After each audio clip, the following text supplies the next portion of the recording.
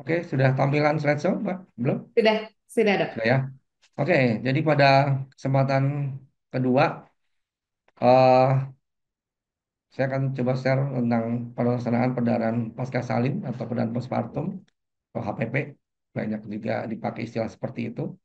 Ya, dua slide awal saya akan masih mengingatkan lagi tentang ini supaya akan menjadi motivasi kita target untuk mampu menurunkan angka kematian ibu di Indonesia dengan target 183 rate-nya. Kemudian kalau pada tadi kita ambil gangguan hipertensi, pada kesempatan hari ini yang kedua adalah kita akan bahas tentang perdarahan obstetrinya. Nah, sedikit mengingatkan kembali untuk apa namanya vaskularisasi dari uterus. Eh, ada dua arteri yang mengalirkan darah ke uterus, yang aliran utama adalah dari arteri uterina sebagai cabang dari hipogastrika atau ileka interna. Ini untuk anatominya. Jadi mulai dari sini sampai ke atas, kemudian di bagian atas di akan bertemu dengan arteri ovarika yang akan memberikan atau vaskularisasi aliran darah ke terus bagian atas daerah fundus ya dan daerah ovari pun maupun tuba. Nah, artinya dengan gambaran seperti ini kita punya gambaran bahwa eh, vaskularisasi atau pembuluh darah itu adalah terutama di bagian lateral atau di dinding lateral dari badan atau korpus dari uteri. Nah, untuk terkait dengan masalah definisi terkait dengan badan postpartum, saat ini masih kita sepakati bahwa ada istilah definisi klasik atau tradisional, yaitu jika memang kita dapatkan kehilangan darah pada persalinan normal, spontan atau persalinan vaginal lebih dari 500 cc atau 500 mililiter. Sedangkan pada seksio kita sepakati ini adalah lebih dari 1 liter. Atau ketika terjadi penurunan nilai hematokrit lebih dari 10% dibandingkan nilai hematokrit awal. Nah, tentunya ketika kita ngomong kehilangan darah, maka kita akan harus punya kemampuan untuk melakukan estimasi atau menghitungan kehilangan darahnya. Sedangkan eh, yang paling banyak dipakai selain kita estimasi kehilangan darah tentunya adalah kita lihat definisi fungsional. Jadi jika memang kehilangan darah itu sudah berpotensi mengakibatkan gangguan hemodinamik pada pasien, itu adalah sudah bisa kita definisikan sebagai perdarahan pasca salin. Insidensinya kalau menurut teori sebenarnya tidak banyak pada persalinan yang terjadi, eh, sekitar 5%. Tetapi ketika terjadi, maka kadang-kadang sering membuat penolong persalinan menjadi panik karena memang itu harus dilakukan pelaksanaan secara cepat dan berkesinambungan, bekerja secara tim. Sehingga penasaran yang baik tentu akan bisa menolong ibu. Kemudian ada definisi terkait dengan perdarahan postpartum terkait dengan proses terjadinya. Jika terjadinya dalam 24 jam setelah bayi lahir, disebut dengan perdarahan postpartum dini. Jika lebih dari 24 jam, eh, postpartum lambat atau postpartum lanjut. Nah, yang nanti jadi concern pada pembahasan kali ini terutama adalah terkait kegawat daruratan tentunya adalah ketika HPP atau perdarahan postpartum yang dini, yang kurang dari 24 jam. Nah, tentu akan jadi masalah utama adalah bagaimana kita bisa menghitung terkait tadi hitung tradisional atau melakukan estimasi berapa sih kehilangan darah pasiennya. Sehingga ketika pasien melahirkan, persalinan sudah berlangsung, bayi, plasenta sudah keluar, muncul darah, maka kita harus tentukan ini sebenarnya masuk kategori perdarahan postpartum atau tidak. Karena jangan sampai terlambat, tapi juga kadang-kadang juga jangan sampai kemudian jadi eh, overdiagnosis sehingga ketika dinilai masih normal langsung dirujuk ke rumah sakit nggak taunya masih perdarahan postpartum yang normal seperti biasa. Nah, ada beberapa alat memang yang dipakai untuk melakukan estimasi menghitung bilangan darah misalnya, tapi ini sifatnya masih kualitatif ya, bukan kuantitatif kalau yang di sebelah kiri. Jadi misalnya yang untuk satu bengkok penuh gitu ya, atau yang gambaran seperti ginjal, itu biasanya disepakati kurang lebih itu menampung darah sekitar 500 mili. Kemudian jika satu underpad penuh, misalnya 1 liter atau 1000 mili. Kemudian juga sampai tumpah ke lantai 2 liter. Tapi tentu kan hal ini sifatnya akan subjektif dan artinya apa namanya sifatnya juga tidak kurang akurat ya, karena memang sifatnya hanya kualitatif. Nah, saat ini kalau terkait untuk menghitung kehilangan darah bisa juga sudah untuk dilakukan pada alas tempat bersalin dipasang untuk kayak underpad yang kombinasi dengan ditemukan oleh beras dalam bentuk V yang di situ nanti akan sudah tertampung aliran darah sehingga akan bisa terukur berapa kilangan darah. Tapi ini juga tidak semuanya mudah didapatkan karena memang juga ini akan bisa akurat ketika memang darah akan mengalir ke dalam kantong ini semua yang di bagian bawah. Tapi ketika tumpah-tumpah ke samping tentu juga akan sulit untuk menilai berapa kilangan darahnya. Nah, kalau yang paling gampang tentunya kalau saya menyarankan adalah jadi tidak hanya fokus berapa kilangan darahnya, tetapi nilai. Adakah perubahan hemodinamik pada pasien? Adakah sudah muncul gambaran shock hemoragik atau hipovolemik pada pasien?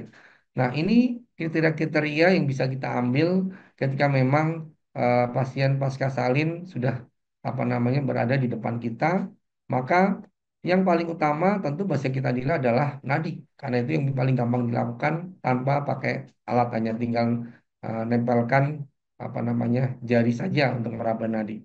Jika kita temukan denyut nadi masih di bawah 100, maka berapapun gejala darah terjadi tapi masih nadi di bawah 100 itu berarti kan masih compensated pasiennya. Itu biasanya adalah masih kita kategorikan derajat 1. Sedangkan bila sudah muncul takikardi di atas 100, maka bisa dibedakan lebih dari 100, 120, 140 untuk membedakan derajat 2, 3, atau 4-nya. Kemudian tensi. Nah, kadang-kadang kalau sudah muncul pasien melahirkan dengan perdarahan, maka setelah ini yang tidak sepenuhnya salah, tapi kadang-kadang malah ini menjadi concern utama. Berapa tensinya? Cari tensimeter ya. Kadang-kadang itu. Padahal hal simpel kita pegang nadinya dulu sambil ask for help, manggil teman untuk mengukur tensinya. Itu akan lebih baik. Jadi ketika tensi normal atau sedikit lebih rendah, biasanya kalau dari 1 atau 2, ketika mulai hipotensi, hati-hati, itu bisa dari derajat 3 atau 4. Kemudian kita lihat frekuensi napas, ketika masih normal, biasanya 1 2, ketika sudah mulai ada sesak karena sudah pasien harus kompensasi terhadap kehilangan darah yang banyak, maka derajat 3 atau 4. Kemudian kita perhatikan juga kalau bisa ketika ketemu pasien pasca apa namanya curiga perdarahan postpartum, maka segera sambil dipasang kateter urin juga bisa dilakukan untuk mengukur produksi urinnya. Jika memang apa namanya urin outputnya masih 30 ml per jam, maka berarti masih normal, masih bagus. Tapi kalau udah makin menggambar ke oliguri, bahkan nggak keluar, itu hati-hati, itu udah shock berat derajat 3 atau 4. Nah, biasanya kalau udah masih derajat ringan, 1 2 pasien masih sedikit cemas atau cemas, tapi ketika sudah mulai hati-hati nguap, ngantuk, udah mulai bingung, udah mulai nggak apa namanya diajak ngobrol nggak komunikatif, nah itu hati-hati sudah derajat berat. Dan kalau sudah derajat berat, maka kasus cairannya adalah harus butuh darah. Sedangkan kalau pada 1 2 kita bisa memakai rumus pemberian kristaloid 3:1. Nah, sebagai etiologi penyebab dan pasca salin ini saya coba ulangin lagi, pasti sudah sangat familiar kalau untuk teman-teman bidan apalagi SPOG adalah 4T. T yang pertama tonus, T yang kedua tisu, sisa jaringan, 3 trauma, 4 trombin. Dan terkait dengan 4T ini yang bisa terjadi bahkan sebagai mengancam jiwa untuk pada pasca salin, pada postpartum tentunya adalah yang pertama atonioteri, artinya gangguan kontraksi. Yang kedua adalah trauma, bisa ruptur uteri dan inversi uteri. Nah, ini kalau eh, tidak terdeteksi, maka dalam waktu cepat pasien bisa tidak tertolong. Sedangkan kalau pada penyebab yang lain, terutama sisa jaringan, laksanasi jalan lahir, atau koagulasi, kadang-kadang ini pasien relatif masih bisa bertahan lebih dari 24 jam. Nah, ini faktor predisposisinya. Jadi ketika pasien proses infarktunya lama, kemudian pasien bersalin dengan alat, itu juga salah satu faktor predisposisi kemungkinan beresiko atau berpotensi menjadi perdarahan pasca salin dalam kala 4, kala 3 atau kala 4-nya. Kemudian hamil Y5 atau lebih dari multigravida, hamil dengan adanya miom, kemudian pada kasus plasenta previa atau solusi plasenta dengan uterus membesar, gambaran hidramnion atau pada bayi besar atau pada gemeli misalnya, atau melahirkan dengan proses induksi, kemudian dengan riwayat misalnya ketika digali setiap melahirkan dengan HPP sebelumnya,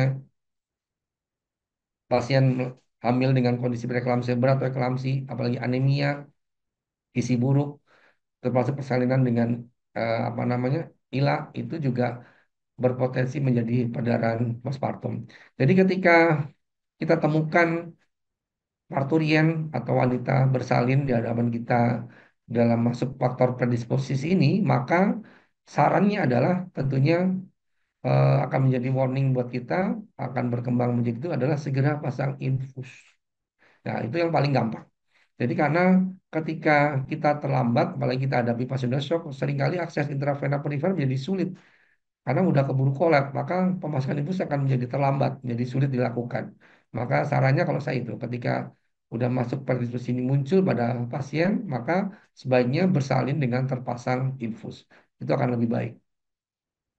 Nah, ini untuk pemilihan diagnosisnya, jenis yang mana tentunya eh, tergantung tanda dan gejala yang muncul. Maka kalau autoimun tentu adalah tidak adanya kontraksi atau lembek.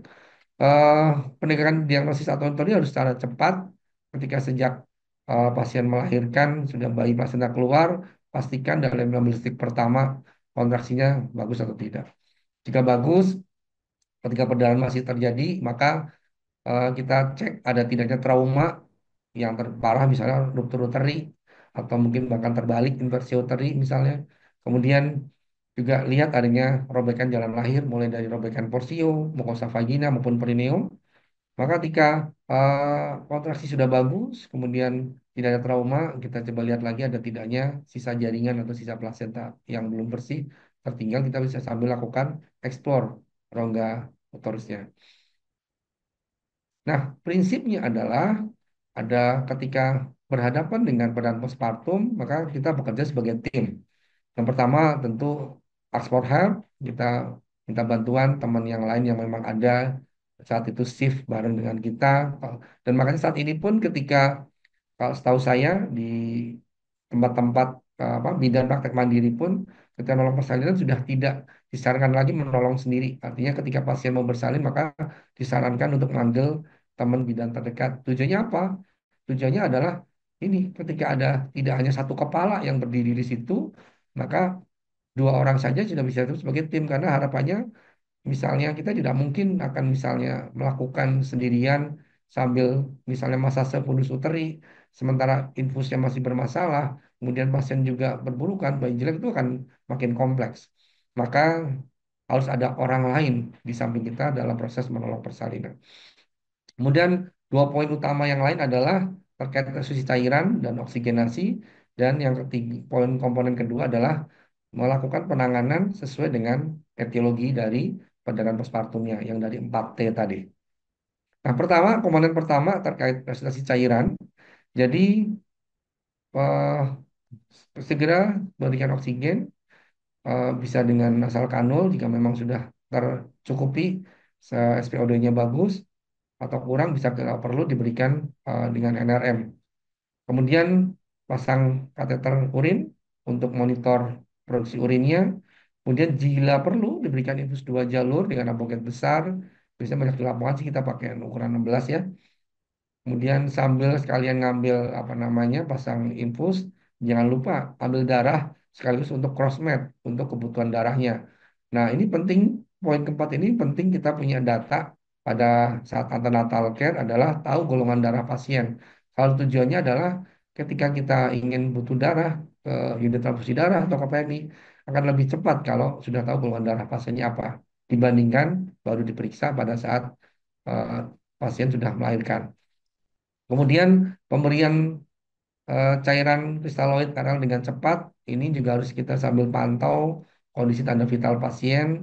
Kemudian sambil kalau memang memungkinkan di tempat bersalin ada monitor pasien itu akan lebih bagus. Kemudian jika memang perdarahan yang terjadi lebih banyak lagi, artinya lebih dari 1.500, artinya sudah masuk derajat 3 atau 4, maka bila ini terjadinya di Ponet, Puskesmas Ponet atau di BPM, harus segera pertimbangan rujuk ke rumah sakit sebagai vaskes lebih lanjut. Kemudian lakukan koordinasi, komunikasi, kontak dengan tempat rujukan, sehingga harapannya sampai di rumah sakit di sana pun sudah siap sedia untuk melakukan pertolongan lebih lanjut. Dan selalu monitor selama proses rujukan adalah kesadaran, tanda vital, dan produksi urin. Nah, ini sebagai estimasi untuk belajar kehilangan apa melakukan perhitungan estimasi kehilangan darah ABV. Dia biasanya secara general diukur sebagai berat badan kali 70 mili. Nah, tentukan derajat shocknya, derajat shock tadi 1, 2, 3, 4 untuk melihat persentase kehilangan darahnya. Maka estimasi blood loss kehilangan darah bisa diukur dari berapa persentasenya dikalikan dengan estimasi blood volume-nya. Nah, kemudian komponen kedua adalah kita akan menangani sesuai dengan penyebabnya. Ya, jadi ketika muncul HPP pada saat setelah bayi plasenta lahir, maka nilai pertama adalah kontraksi uterusnya. Bisa saya sampaikan tadi, dalam 15 detik pertama kita sudah bisa menilai ini kontraksi bagus atau tidak. Jika kuat, maka lakukan eksplorasi.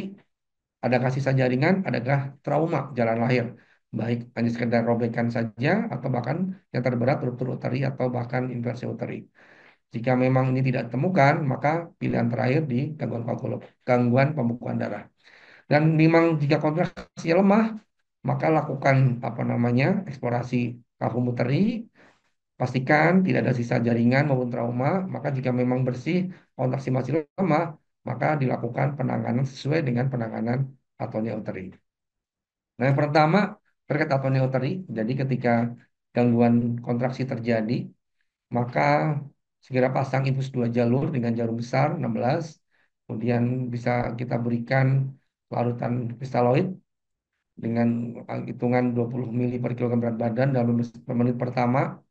Kemudian sambil eksplor lagi kondisi kavomuterinya, ada sisa jaringan atau ada trauma atau tidak, sambil tangan kirinya lakukan masase untuk merangsang kontraksi uterusnya. Jangan lupa berikan uterotonika di cairan infusnya, oksitosin, kalau perlu diberikan juga metylergometrin, bahkan misoprostol juga bisa dipertimbangkan. Nah, ini terkait dengan pemberian uterotonika. Nah, ini juga sedikit mengingatkan juga yang kita di lapangan, ketika ketemu di HPP, jangan misoprostol menjadi lini utama. Misoprostol memang bisa membantu untuk kontraksi, tapi posisinya adalah lini kedua atau second line. Jadi tetap lini pertamanya adalah kita oksitosin dan metylergometrin, kecuali memang belum ada kuat, bisa kita berikan misoprostol. Kemudian sambil nyari darah jika diperlukan, maka sambil dilakukan pengukuran scoring kemungkinan gangguan pembekuan darah terkait dengan resiko di IC. Nah, ini untuk dosisnya penggunaan obat protonikanya atau oksitosika. Jadi bisa kita berikan dalam 2 ampul ya, atau mungkin 1 ampul misalnya. Kemudian maintenance-nya bisa kita lanjutkan karena sifatnya oksitosin adalah continue, akan lebih respon bagus ketika diberikan secara drip.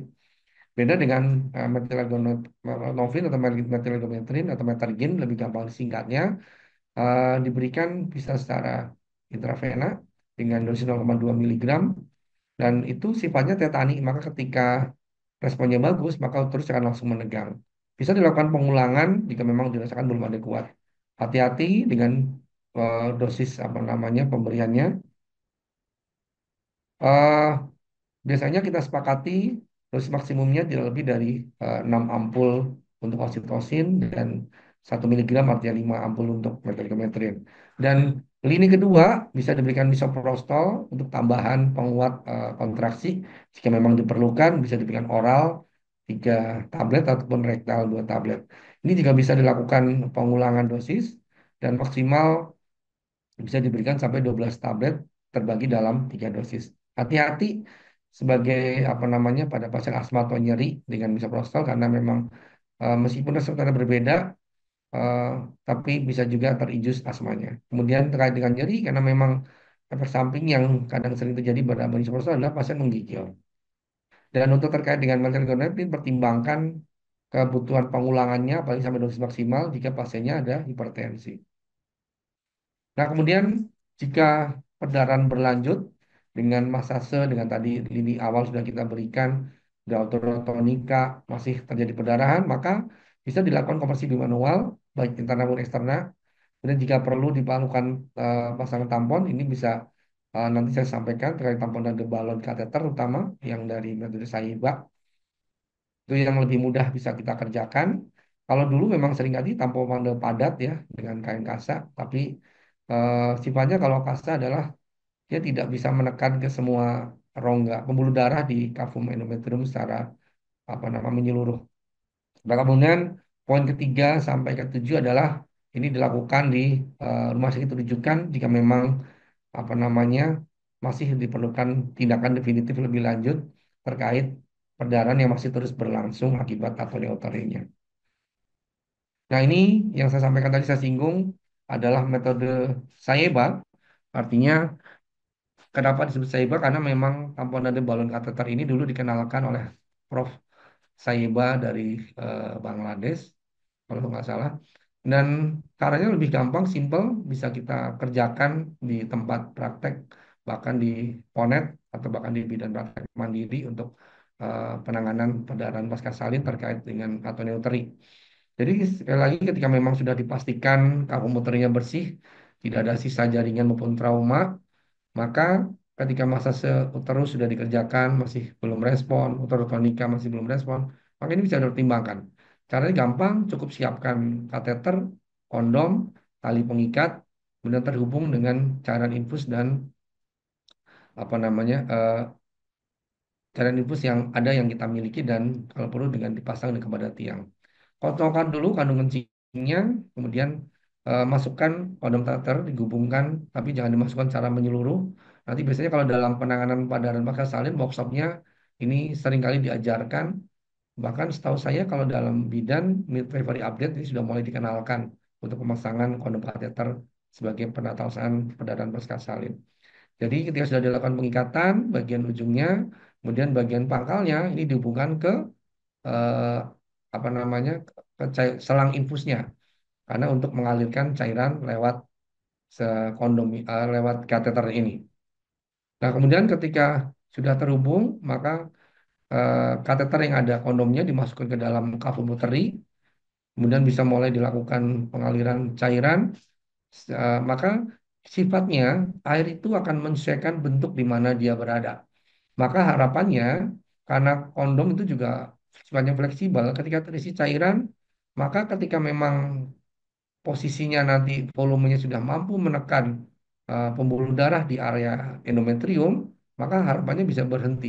Tetapi kadang-kadang ketika sudah kesepakatan yang kita ambil, ketika sudah satu pelabot ya 500 mililiter normal salin atau RL masih mengembang terus, masih ngalir terus, nah biasanya kita hati-hati.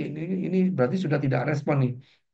Artinya masih kontraksinya belum terjadi dengan baik, masih ngalir terus, masih mengembang terus, terusnya. Nah ini berarti kita stop, istilah kita lakukan rujukan untuk pertimbangan eh, penatalasaan tindakan definitif ke teman sejawat SPOG di rumah sakit. Kalau perlu dilakukan tindakan operasi, bisa dengan peeling sutur atau bahkan histerektomi jika memang harus dikerjakan.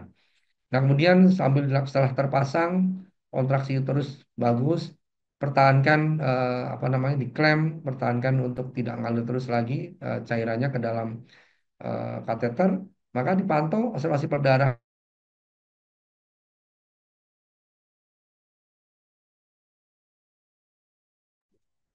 Ya, izin dokter dan ini. kemudian Ya, sambil diikat dengan karet. ya suaranya Nah, sedikit ini putus-putus, dok. ya, kan udah jelas lagi ya. Sudah jelas lagi, dok. Silakan dilanjut.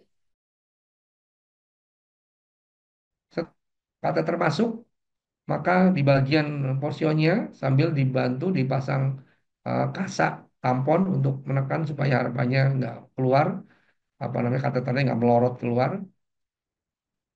Nah, kontraksi terus dipertahankan dengan dilakukan sambil diberikan oksitosin sampai 6 jam setelah eh, prosedur pemasangan kondom kateter dilakukan. Kemudian jika memang stabil, kontraksi bagus, tadi monitor perdarahan, tanda vital bagus, maka bisa dipertahankan posisinya hingga saat 24 bahkan mungkin 48 jam kemudian. Nah, nanti jika memang 24 jam sudah bagus, stabil, kondisi pasien bagus, maka bisa dikurangi perlahan pengeluaran cairannya biasanya kurang lebih sekitar 100 ml hingga 100 mililiter per jam. Pertimbangan diberikan antibiotik bisa oral maupun apalagi intra injeksi Itu juga bisa dilakukan. Nah, kemudian yang kedua terkait dengan T, yang kedua tisu, artinya jaringan, bisa sisa plasenta maupun plasenta atau retensi plasenta. Maka menjaga plasenta adalah segera lakukan manual plasenta. Tentu prosedurnya sudah sangat familiar, terutama untuk taman bidannya. Dengan cara menyisir, menyusuri, dengan masuk dalam posisi apa namanya tangan terkelungkup ya, menyusuri, menyisir dengan sisi ulner. Jadi nanti setelah bisa keluar, pastikan kelaman plasentanya masih ada kemungkinan tersisa atau tidak. Jika memang sudah lahir, evaluasi kontraksi terusnya. Jika masih lembek, explore. Mungkinan masih ada sisa atau tidak. Jika memang kita curiga ada sisa, maka pertimbangan rujuk dilakukan untuk dilakukan tindakan lebih lanjut, misalnya uretase terhadap sisa plasentanya. Kemudian yang ketiga T adalah trauma, artinya ada tidak adanya robekan jalan lahir. Tentu tadi saya sempat singgung, yang terberat adalah ketika kasusnya adalah ruptur uteri. Sangat jarang saat ini, tapi khususnya saya di Bogor Barat masih beberapa kali suka menemukan karena memang kemarin terakhir belum lama di sebulan yang lalu saya bertemu dengan pasien dengan ruptur uteri. Jadi dirujuk dengan perdarahan, ternyata kontraksinya bagus laporannya, tapi ternyata pedang ngalir terus, nggak taunya adalah ruptur uteri. Dan pilihannya memang ini dilakukan dengan definitif, terusnya tidak bisa dipertahankan, harus saya angkat dengan histerektomi. Alhamdulillah sih pasien bisa selamat. Kemudian eh, untuk penanganan trauma yang mungkin sering ketemu di pada persalinan normal adalah perbaikan jalan air terutama di mukosa vagina hingga perineum. Ya itu sih bisa penanganan standar. Saya yakin standar pertolongan persalinan untuk penjahitan itu pasti harus bisa dikerjakan karena kompetensinya sudah kompetensi mandiri untuk melakukan penjahitan. Dan hati-hati jika memang terjadinya adalah ruptur perineum grade 4, maka itu adalah sudah kompetensi dirujuk untuk dikerjakan oleh teman sejawat SPOG di rumah sakit. Nah, kemudian yang T yang terakhir adalah trombin, gangguan pembekuan darah. Jika memang kontraksi sisa jaringan, trauma sudah bisa kita singkirkan, maka pertimbangan terakhir adalah kemungkinan gangguan pembekuan darah. Maka bila memang ditemukan, maka pertimbangan dilakukan transfusi fresh frozen plasma atau trombosit bisa kita lakukan. Tentu ini kapasitasnya adalah sudah di rumah sakit. Nah, kemudian apa sih yang bisa kita kerjakan untuk meminimalisir atau mencegah terjadinya? Tentunya pertama adalah kenali pasien kita, kenali faktor predisposisinya ada atau tidak. Jika ada, maka tadi saya sempat singgung, segera pasang infus cairan dalam proses bersalinnya.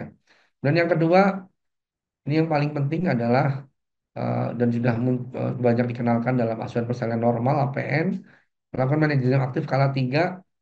Jadi memberikan uterotonika, pertolongan tali pusat terkendali pada tali pusatnya, dan masase pondus uteri setelah bayi lahir dikerjakan. Maka kalau manajemen skala 3 dikerjakan dengan baik, itu akan meminimalisir banyak, bahkan lebih dari apa namanya 70%, 80% meminimalisir kemungkinan berlanjut menjadi perdarahan pasca salin. Dan bila harus dirujuk, maka jangan lupa bawakan orang dengan golongan darah yang sama, keluarga pasien. Saya masih ingat ada istilah baksoku ya, artinya untuk terkait dengan eh, proses rujukan dan lakukan komunikasi dengan rumah sakit perujuk. Saat ini sudah saya yakin program SBGDT sudah berjalan baik di setiap daerah, mudah-mudahan. Karena itu adalah komunikasi yang sebagai data awal dikirimkan ke rumah sakit, maka teman sejawat SPOG maupun bidan yang diponek sudah punya informasi awal pasien apa yang akan datang. Tentunya akan sangat memudahkan penanganan lebih lanjut di rumah sakit. Nah, sebagai kesimpulan dari saya akan menekankan kembali ini saja alur untuk terkait apa namanya manajemen pendarahan pasca salin. Sorry, saya ulang dulu. Nah, nah Iya, nah, ini baik. Ya. ya jadi ini eh, mengingatkan kembali bahwa 4T ini memang kesannya mudah, tapi ketika udah di lapangan, terutama ketika muncul bertemu dengan atonia uteri, ruptur uteri, bahkan apa namanya inversi uteri, itu ternyata di lapangan pun ada masih yang kita juga masih bertemu di rumah sakit. Bahkan inversi uteri yang harusnya sudah tidak terjadi pun saya pernah menemukan. Ya memang itu kenyataan di lapangan. Ya jadi mudah-mudahan dengan harapan kita semua mengenali faktor kondisi pasien, penanganan yang baik, manajemen aktif skala 3. Mudah-mudahan perdarahan pasca salin yang kita hadapi bukan perdarahan pasca salin yang berat. Mungkin itu yang saya sampaikan. Terima kasih atas perhatiannya. Eh, Silakan ya bila ingin ada yang disampaikan atau diskusi lebih lanjut.